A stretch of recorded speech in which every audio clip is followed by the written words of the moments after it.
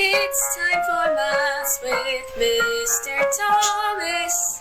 Hey! Here we are with Chapter 2, Differentiation.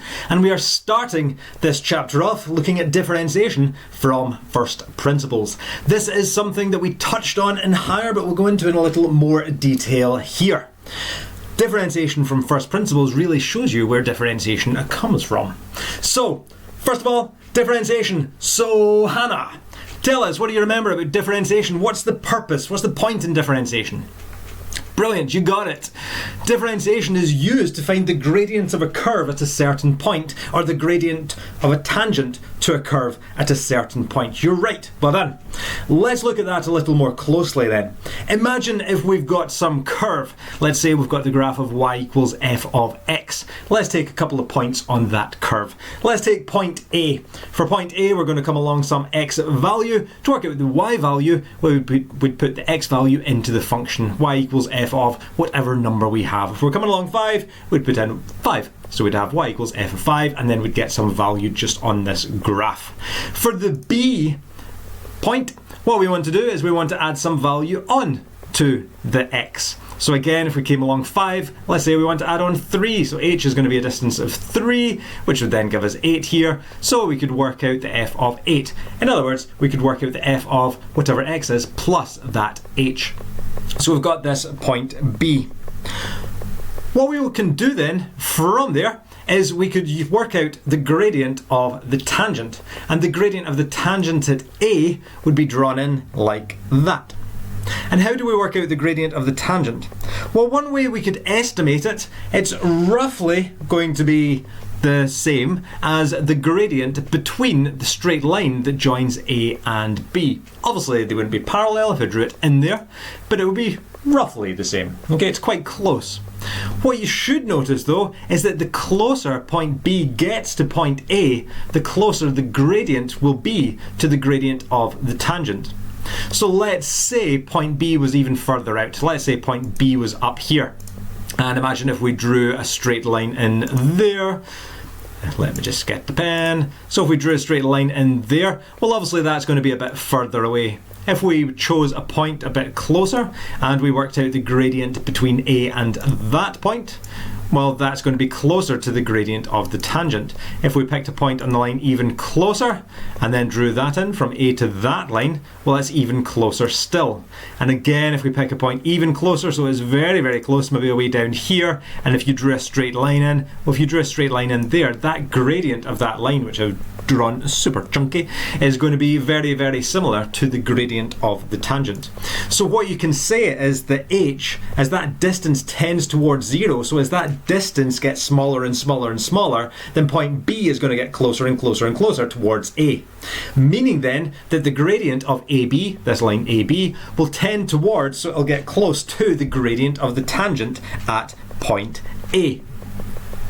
Therefore, you could say that the gradient of the tangent is going to be, well, the gradient of the tangent is just going to be the same as the gradient of AB, but not quite. It would only be if B was getting closer and closer towards A. So we write down the limit as B tends towards A. So this means as B tends towards A, so as B gets closer and closer towards A, the gradient of the tangent will be equal to the gradient of the line AB. Another way of saying that, well, how do you work out the gradient of AB? Well, you're going to have y2 take y1 over x2 take x1. But if you put these values in, we've got f of x plus h take away f of x over x plus h take away x. And the limit as B tends towards A, well really what we're doing is as B is getting closer and closer towards A, well we're just reducing this value here, we're reducing this distance, so we're reducing what we added on. In other words, we're reducing this value of h. So you can say it's going to be the limit as h tends towards 0. So as h gets smaller and smaller and closer and gets closer towards 0 that you're adding on to x, well you would have this formula here. So again, you can say it's the limit as h tends towards 0, and if we simplify this, well f of x plus h take away f of x would just leave us that, but here we've got an x and a take away x, so they'll cancel out, leaving us with h. The gradient then is denoted by f dash x. That is something that we came across last year, you already know that. And you can say that f dash x, the derivative, or the gradient, is given by this formula here. It is f of x plus h minus f of x over h, as the limit h tends towards 0. This is known as the differentiation, or differentiation from first principles. And this is something that you need to be able to show. So let's try some examples. Example 1, find f dash x from first principles where f of x equals 4. Now the good thing about these questions is, if you ever are asked to differentiate from first principles, you know what the answer is going to be. Because you can easily differentiate that, and you know if you differentiate it, well that's going to be 4. So what we're wanting is an answer of 4. But if we're differentiating from first principles, we have to show all those steps in between, and we have to use this formula. So what we do is we think about this formula here. We've got an f of x plus h, we've got an f of x, and we've got an h. Start off just with what you're given. So we're given f of x, and that's 4x. So we can write that down. After that, we can think, right, well, how would you work out f of x plus h? What would you then do? Sahana? Good. So f of x plus h is going to be when you're replacing x with x plus h. So on the right hand side, you replace x with x plus h. So it's going to be 4 bracket x plus h. Multiply the brackets then, you're going to get 4x plus 4h. After that, well, h, the other part in this equation up here, is just going to be h, so we're just leaving that. But we could think, right, we'll ignore the limit part just now, let's just take this bit. Okay, so if we just work out this part here, that I've put that green bit around, what we could do is you could say, right, well, f of x plus h minus f of x over h is going to become, and then you can sub in these different parts here. So that's going to be f of x plus h is 4x add 4h. And then we're taking away f of x, so we're going to be taking away that 4x, and we're dividing that by h. Work that out then, we'd have a 4x take away 4x, which will cancel out. It'll leave us with 4h divided by h. And then from there, well, the h's will cancel out, leaving us with 4. However, f dash x is given by the limit as h tends towards 0 of what we just worked out. So we need to go back to, that's the equation, that's how we use differentiation from first principles, and we can say, so it's going to be the limit of, as h tends towards 0 of 4. Because f of x plus h minus f of x over h worked out to be 4, so we're just subbing that in. And you can see as h tends towards 0, well, as h tends towards 0, 4 is just going to be 4. H does not influence that whatsoever, there's no h's involved. So the answer would just be 4. And as I said, if you differentiate f of x equals 4x in your head, you get an answer of 4, and that's what we've got here. So you're almost guaranteed all the marks. Let's try another one. Example 2, find f dash x from first principles where f of x equals 3x squared. Once again, you could differentiate that dead easily. Olivia, what would you get? 6x, good. So you know that's the answer that you're wanting, but you have to show all those steps in between. So, let's do that. First of all, once again, just take this part here, ignore the limit, ignore as h tends towards 0 and so on, just work this bit out first of all. So we're starting off with f of x, so write down f of x equals, well that's 3x squared, and then also work out f of x plus h. So f of x plus h will be, well, we're replacing x with x plus h, so on the right hand side as well, replace x with x plus h. So it'll be 3 times x plus h squared. From there, if you work that out, well, it's 3 times x plus h squared. You'd work out the squared bit first, so it's going to be 3 times x plus h squared will give you x squared plus 2xh plus h squared. Multiply each of these terms by 3, and that is what you will get. So we've worked out f of x, we've worked out f of x plus h, so now we can think, right, well, what would this fraction become? So f of x plus h minus f of x over h would become, we've got f of x plus h, we're taking away f of x, and we're dividing it by h, so we're just subbing in each of these values. From there, we could simplify that. Well, you've got a 3x squared, then we're taking away 3x squared, they will cancel, leaving us then with 6xh plus 3h squared divided by h. And what we could do from there is, well, on the top line you could take out h as a common factor and then you can cancel, or you could just take each of the terms and cancel an h from all of them. If you do that, then we'd be left with 6x plus 3h. So that is what this fraction becomes. But now what we need to do is we need to think about the formula. So f dash x, using differentiation from first principles, is given by using this formula. So it's limit as h tends towards 0 of the fraction that we just worked out. This fraction that we just worked out was 6x plus 3h. So it's limit as h tends towards 0 of the 6x plus 3h. And if you think about this, you've got 6x and 3h. If h is getting closer and closer and closer and closer and closer towards 0, well, we're multiplying 3 by almost 0. So we're going to get a number that's very, very, very, very, very, very, very, very, very, very, very close to 0, which means then that will really leave us with 6x plus some number that's exceptionally close to 0.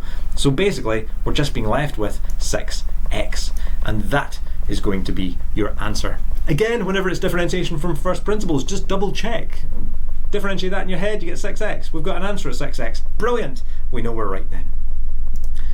Example 3, find f dash x from first principles, again where f of x equals 2x squared take away 3x plus 1. Again, if you differentiate this, Adam, what would you end up getting? Good, you know you get 4x take away 3, so that's the answer that we want. But it's differentiation from first principles, so we have to use this formula here.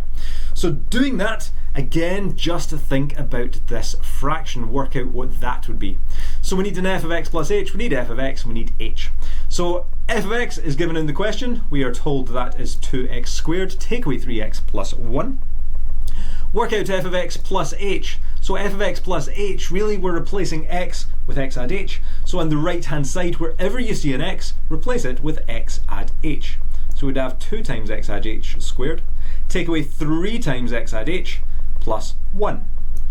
From there, you can multiply out the brackets and simplify it, and we would end up getting 2x squared plus 4xh plus 2h squared, take away 3x, take away 3h plus 1.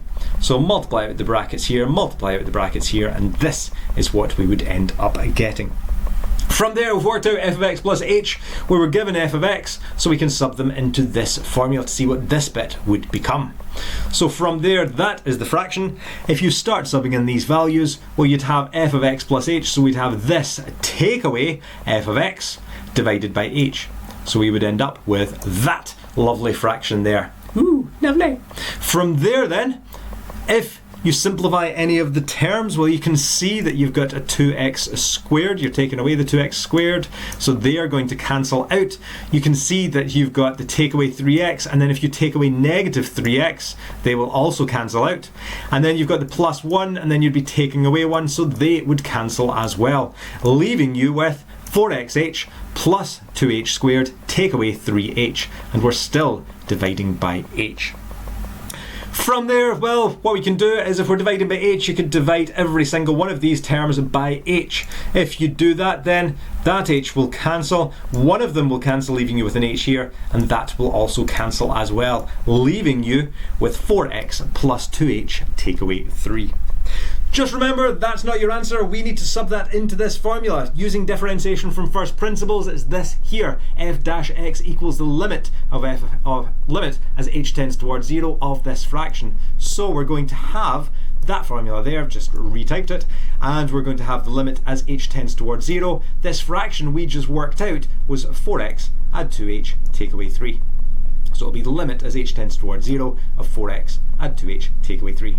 Think about that then, as h tends towards 0. Well, 4x is going to stay as 4x. Nothing's going to happen with that. H, if it tends towards 0 and then you double it, it's still going to get exceptionally close to 0. So really, we can just discount that. And the negative 3, well, we're still going to be taking away 3 as h gets closer and closer towards 0. Nothing's happening with the take away 3, so we'd have to include that as well. So that gives us an answer of 4x take away 3. Woo! Let's try one more. Example 4, find f dash x. So from first principles, where f of x equals 5x cubed. First thing then, you're thinking differentiation from first principles. I'm using this formula here. I've got f of x plus h minus f of x over h. That's the fraction, so let's look at this bit first. And really it's going to be the limit as h tends towards 0 of whatever we get. But work that out first of all. Again, whenever it's differentiation from first principles, you have to show all these steps. But first of all, you want to think, right, well, if I differentiate this just in my head, what would I end up getting? So I know I bring the power down, take 1 off, and I get 15x squared. So that's the answer that we are looking for. Let's see if we can get to that. So we're starting off with f of x. We are told that in the question. Then work out f of x plus h. So f of x plus h equals, we're replacing an x with x plus h. So wherever you see x over here, replace it with x plus h. So it's going to be 5 times x add h, all cubed. From there, well, you can work out x plus h cubed. You can work that out as x plus h times x plus h times x plus h. Just multiply out the brackets, work out x plus h squared first of all, times everything by x plus h. Or you can use Binomial Theorem if you know how to use that. But either way, you're going to have 5 times x cubed, add 3hx squared, add 3h squared x, add h cubed. And then from there, you can multiply every term by 5, just like that.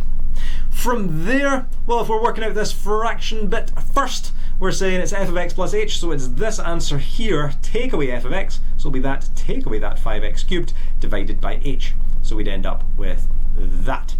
So that's just subbing those parts into the fraction. From there, simplify it. Well, you're thinking I've got a 5x cubed here, then I'm taking away this 5x cubed, so they will cancel. These parts here will not simplify, so they will stay as 15hx squared plus 15h squared x plus 5h cubed. And then you're dividing by h. Because every single term has an h in it, you can easily cancel out an h from every single term. So that will give us 15x squared plus 15hx plus 15h squared. And after that, well, we've worked out the fraction, so we now need to sub it into this formula. So that's the formula. Its limit as h tends towards 0. So really, this fraction became just that answer above there. So it's the limit as h tends towards 0 of this 15x squared add 15hx add 5h squared. And as h does tend towards 0, well, as h is getting closer and closer towards 0, really it's going to wipe out this term, because we'd have 15x times something that's very close to 0, so it's practically 0. The same with 5h squared. If we get a number that's exceptionally close to 0 and square it times by 5, it's still really close to 0, so again we can discount that. Basically, we're discounting anything with an h in it, and if we do, it leaves us with 15x squared. That's how you do those questions. It's differentiation from first principles. Give these questions a shot. Any problems, let me know. We're still in the Unit 1 workbook. It's page 17. Check your answers as you go and make sure you are showing all of the steps. Good luck. Have fun. Bye!